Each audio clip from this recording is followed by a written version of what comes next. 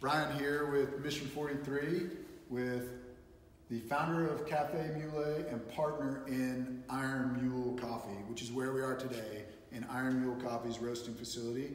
And Matty Bishop, Mission 43 member and coffee guru, is going to teach me, a guy that grew up drinking bad coffee on Navy ships as a Marine.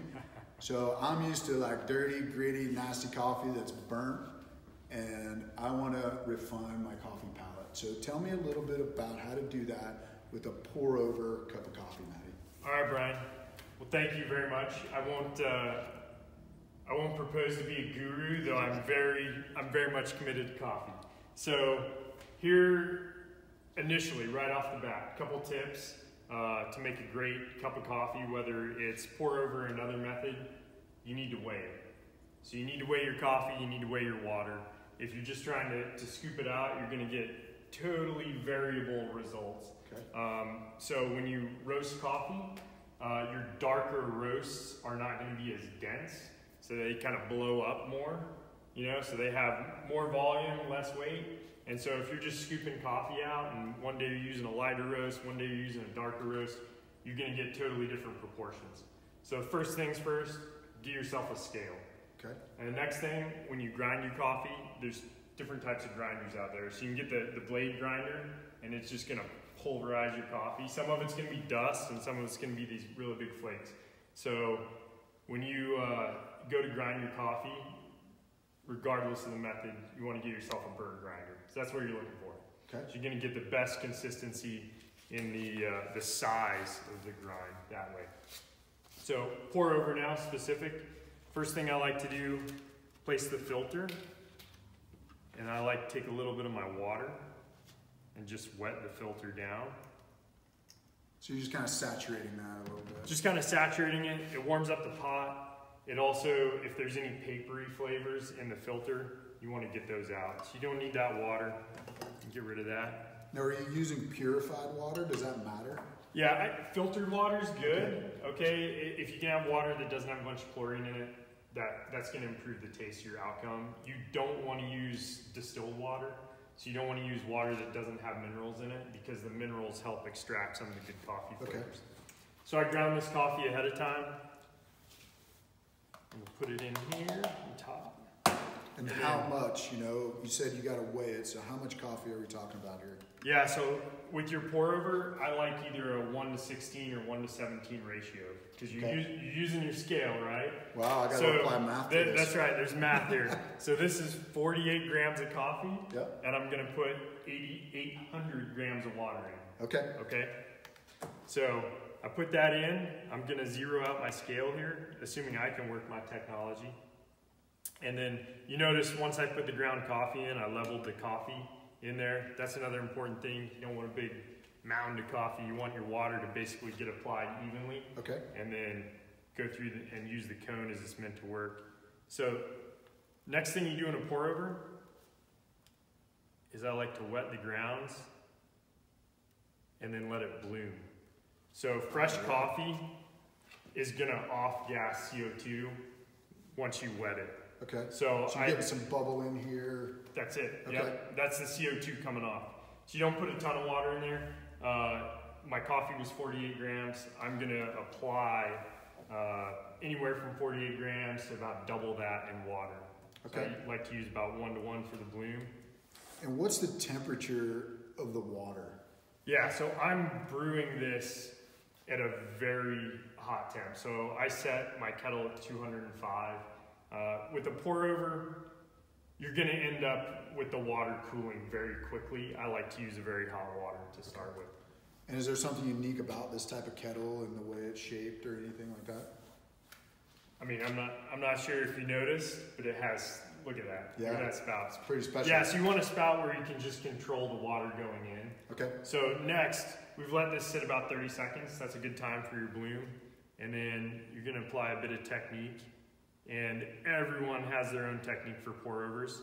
I like to start in the middle and do concentric circles outwards.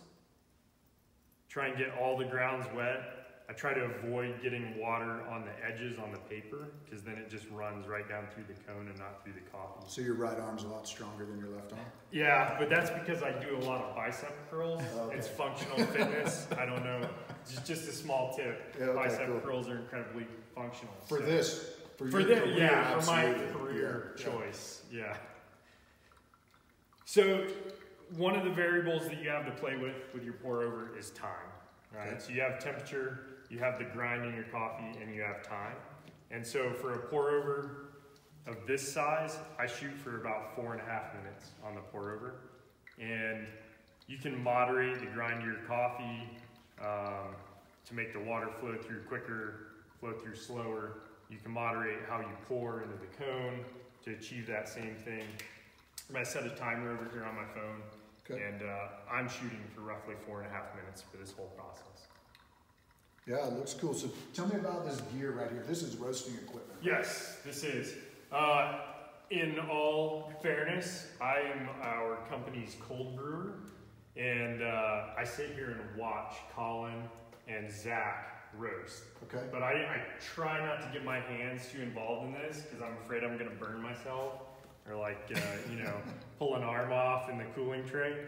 But this is a 10 kilogram roaster. It's Mill City Roaster or North. They run 2 brand names, I believe. Basically, your green coffee goes in the hopper here. Okay. And then when you have the right temperature, you use this to dump it into the roaster. There's a big drum that goes around in here. You can roast using your senses and basically pulling out the coffee as it's roasting and checking it for color, smelling. And then you have your array of controls over there to raise or lower the temperature in the roaster and the airflow going through the drum. When you've met the profile that you want, so basically you've tracked your coffees as roasting, and you're happy that how you've roasted it is going to end up and how you want it to taste, you want to dump the coffee and cool it quickly. Okay. So this is a cooling tray. It's got a big radial arm in there, and the coffee gets dumped out and cooled. And this smells so good. Thank you. Thank you. We're 200 grams away. All right, good. I can't wait to try this. Now, I have had your cold brew. Yep. You've been to a lot of Mission 43 events and served cold brew, and that's a really unique way to drink coffee as well. It's a completely different experience. So touch on that a little bit. Why did you get into cold brew? Yeah, so I started my coffee journey with a pack mule and serving coffee trailside in the Boise foothills. And the first summer, it gets hot here, right? Yeah. So Boise has that week in July when it's 100+ degrees and everyone's kind of hating life.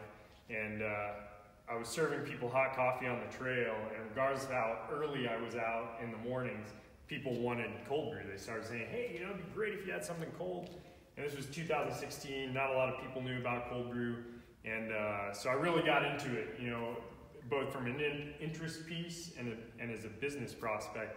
But cold brew is different. So this preparation, you take coffee, you grind it, you use hot water, and that's what you're using to extract everything from the bean. When you do a true cold brew, you're taking the coffee, you're grinding it a lot coarser, and you're steeping it in cold water for a much longer period. So this is going to be 4.5 minutes roughly. Your cold brew, you're steeping for 24 hours.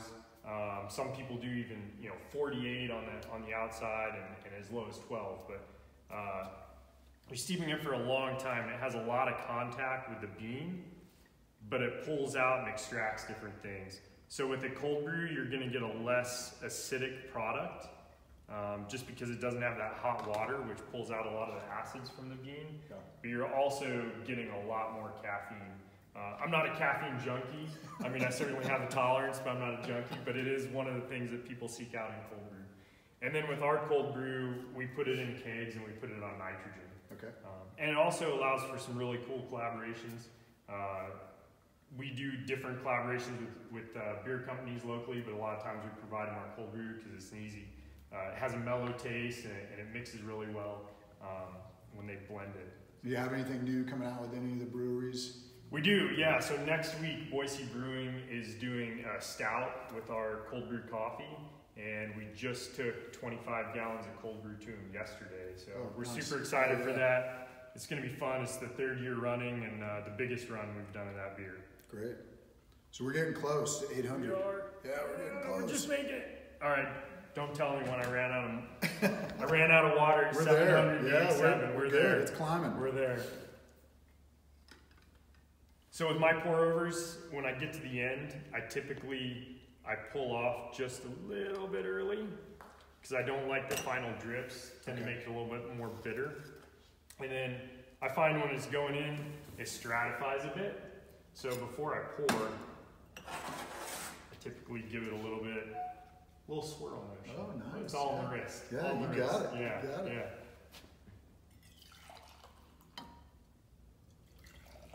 Now, does it make a difference what kind of cup or coffee mug you use to drink this? So yours Individual is glass. preference. Yeah, okay. Yours is glass. I prefer and mine glass. is Mission 43's stainless tumbler. Yeah, I don't prefer stainless, but Okay. you know, teach his own. Yeah, right. I can just take this with me everywhere because I am a bit of a coffee and caffeine junkie. So I like to travel and I'm not going to break it like that. But cheers, Matty. Thank you.